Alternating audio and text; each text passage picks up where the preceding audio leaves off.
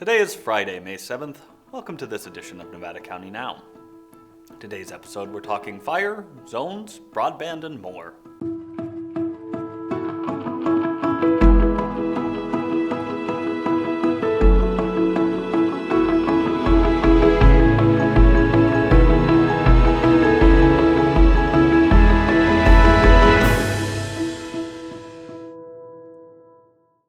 Hello and welcome to Nevada County Now. I'm your host, Cole Pettit.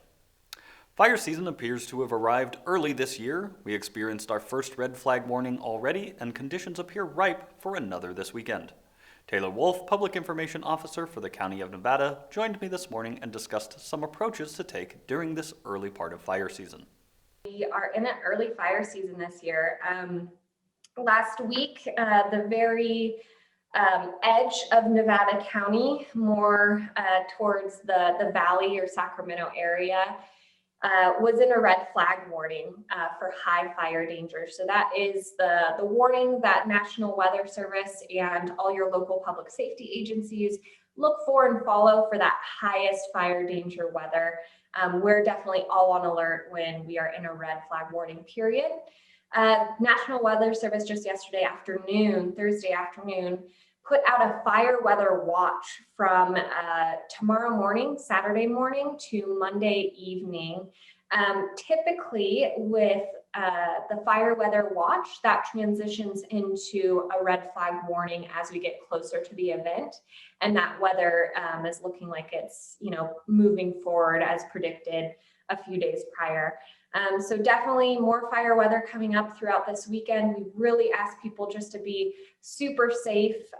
We've seen a lot of fires happening from escaped burn piles, whether they were operating on a burn day or maybe they didn't know it was a burn day and they were doing it anyway. So we ask people just to be extremely cautious. Of course, if you're, have a trailer, don't have your chains dragging on the roadways. And we do have green waste opportunities coming up at the end of the month. So if you missed out on those days where burning was, able to do with the weather, we have the free green waste days that people can plan for. They can start gathering that green waste up now so they're ready to go drop it off without needing to do a burn pile at all. And those are throughout the end of May and early June. So for Western Nevada County, for the green waste disposal, that's going to be May 21st through 24th and June 11th through 14th. It's going to be, those are Friday through Monday from 7 a.m. to 3 p.m. And the location is 12625 Brunswick Road in Grass Valley. So again, that's May 21st through 24th and June 11th through 14th. So definitely recommend people start planning and preparing now. Folks may have started to receive a letter from Ready Nevada County from our Office of Emergency Services in their mailbox, just letting them know how they can create defensible space around their home, information about the green waste days coming up, and even more information to get everyone ready for fire season. That will be shortly followed with the Ready Nevada County Handbook that folks might be familiar with, which really does a deep dive into that ready, set, go model that CAL FIRE has prepared for us. So not only how do we create that defensible space around our home, but what are those emergency plans that we should have in place when and if we do get evacuated for wildfire. Thanks, Taylor. Also this week, the county announced a new zone-based evacuation technology to complement the ongoing Ready Nevada County tools and strategy. County Office of Emergency Services Manager Paul Cummings discussed this new development. We have a new program that this is really the first time that we've had a chance to talk about it publicly because it's so new. So we have this program called Zone Haven. It's a zone-based evacuation system. And this is a program that is actually being implemented in other counties. So it's not just Nevada County. In fact, Yuba County is using Zone Haven. Okay. And what it does is it chops the county up into little puzzle pieces. And so you should be able to go out to our website, readynevadacounty.org, and follow a link and see what that puzzle piece looks like. And you'll see these strategically created evacuation zones. And so what this does is it makes law enforcement's job easier when it's time to actually initiate evacuations. And it makes our job easier as residents because we can clearly know if we are affected by that evacuation. So it's important for you to memorize the evacuation zone number for where you live, Okay. where your kids go to school, and where you work.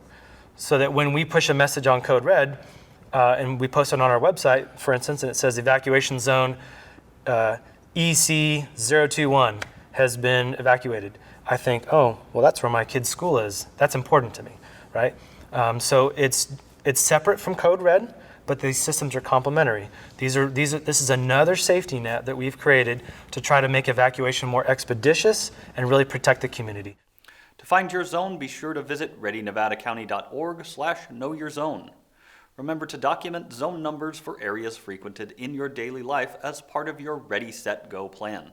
This could be your home, school, work, or the residence of a loved one. Zone details will also be part of the alerts, maps, and updates found on the Ready Nevada County dashboard. At last Tuesday's Board of Supervisor meeting, in addition to the American Rescue Plan Act funding, the board also voted on some additional funding for last mile broadband. For more, let's check back in with Caleb Dardick, Project Administrator for the Nevada County Executive Office. Also at the meeting, there was some funding put aside for some broadband. Now, this isn't part of the American Rescue Plan funding, but can you tell us a little bit about that decision and what's going on with that? Absolutely.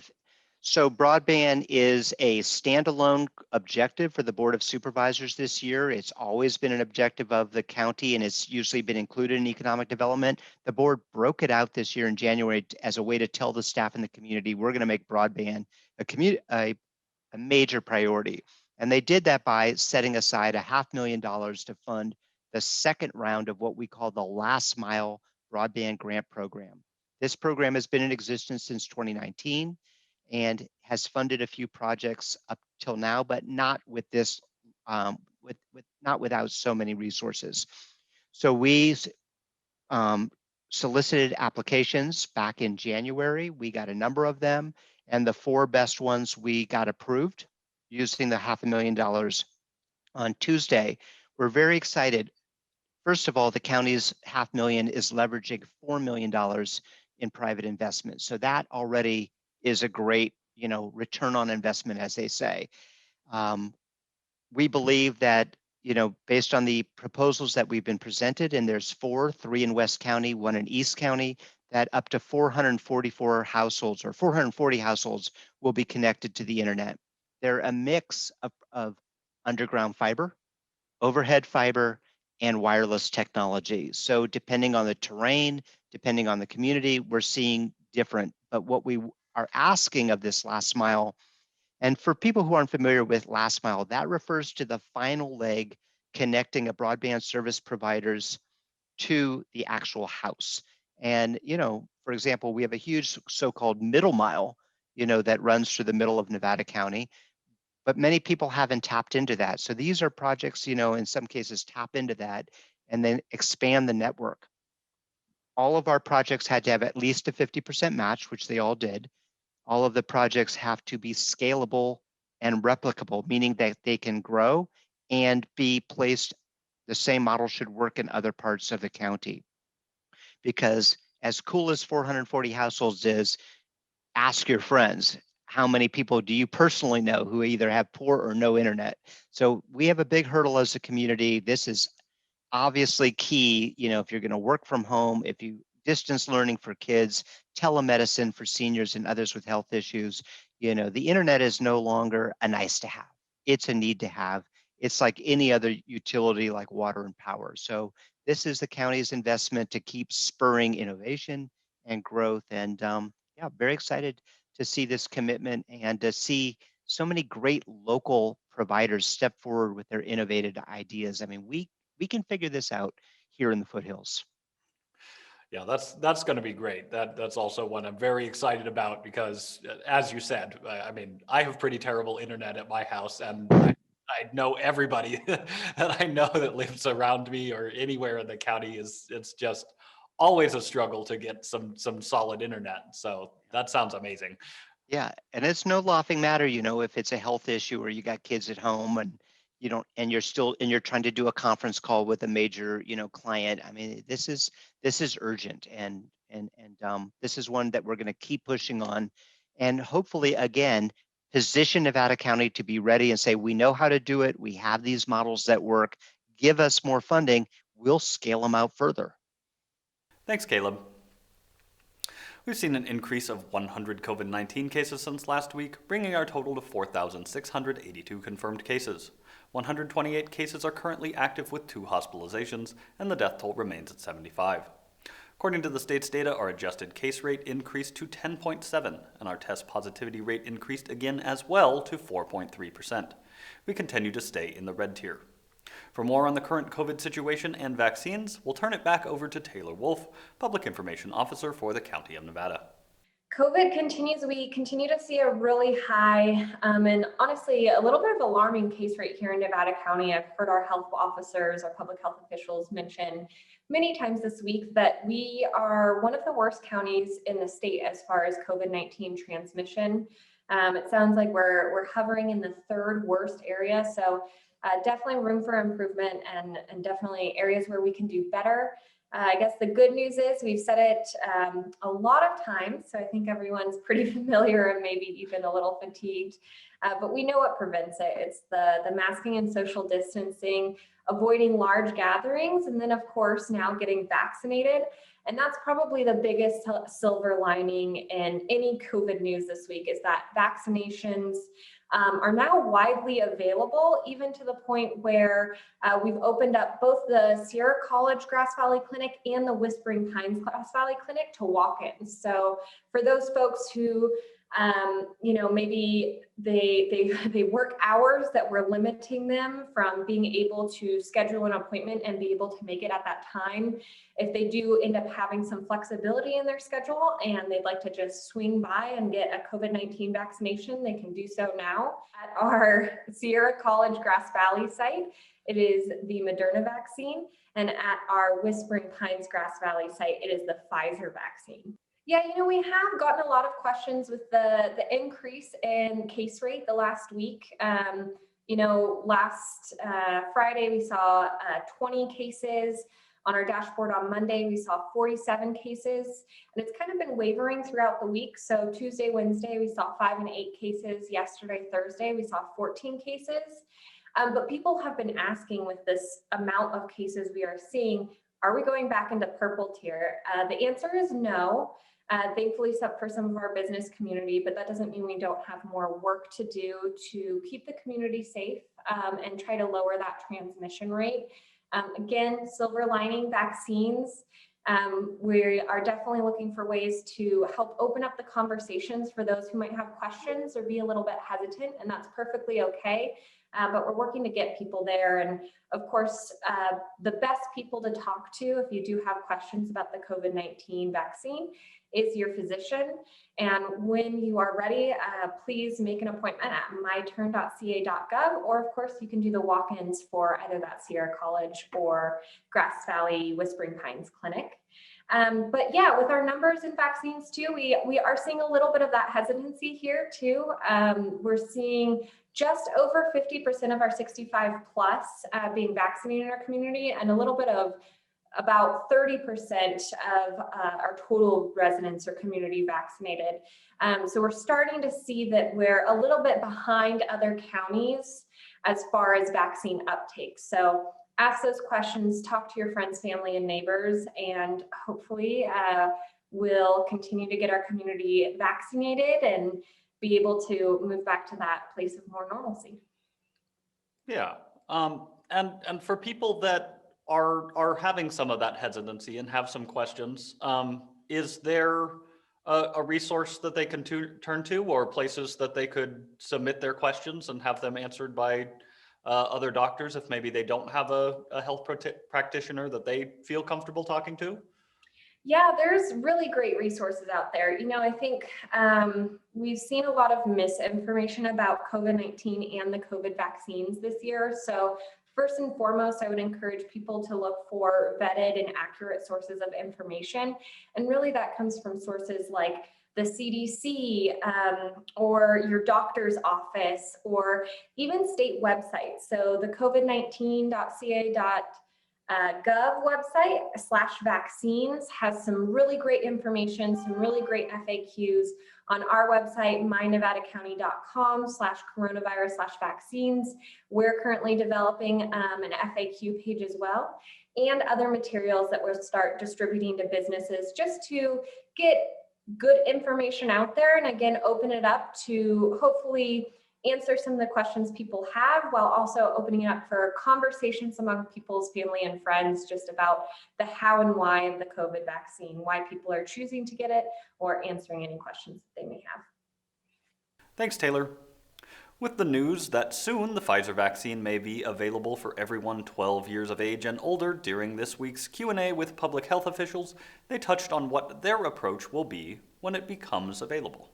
Yeah, I would suggest that parents talk to their kids. This is a conversation. No kid's going to be dragged into any of our clinics without their willingness and their understanding of being immunized. It's not a one-way street. 12-year-olds can communicate. As you know, right, Ryan, they can communicate in many ways, and in some ways better than adults. So this is a collaborative effort, and any kid who's really hesitant in the clinic, we're not immunizing. We'll either have them go talk outside or come back another day. So this is all willingness on everybody's part, the parent, the child, and of course the clinic. Great, thank you, Dr. Kellerman. You brought up a really important point of the 12 plus with Pfizer, and I actually was having a conversation with Cindy earlier this week where she was describing to me the process for our local, well, all clinics in Nevada County, it sounds like, for how minors get vaccinated, what that process actually looks like. So Cindy, can you talk a little bit about that? Well, I think one of the important considerations for any of the clinics that are under the auspices of public health that are doing Pfizer is that the very first thing is we require the parent to be present.